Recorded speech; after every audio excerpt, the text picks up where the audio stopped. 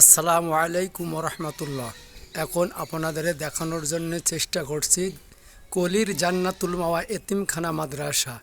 এই মাদ্রাসার প্রথমত ভিত করে যায় আমার ভাগ্নে মরহুম মির্জা ফরিদুল ইসলাম শিপলু, এবং এখন বর্তমানে তত্ত্বাবধানে আছে আমার এই ভাগ্নে শিপলুর ছোটরা মির্জা সায়েম এসপি বিপুল।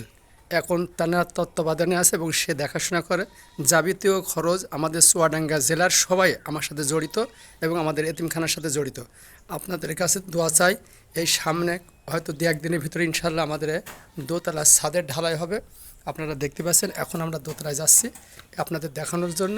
আপনারা দেখেন যে আমাদের এই এতিমখানাটা কেমন এবং কিভাবে দোতলা ছাদটা হচ্ছে।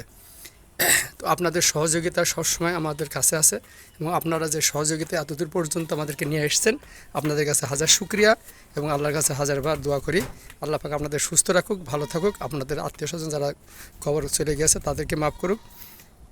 এই যে আমার দুলা ভাই, আমাদের এই যে আপনার শাটারিংয়ের কাজ শেষ, এখন হচ্ছে যে রডের কাজ চলছে।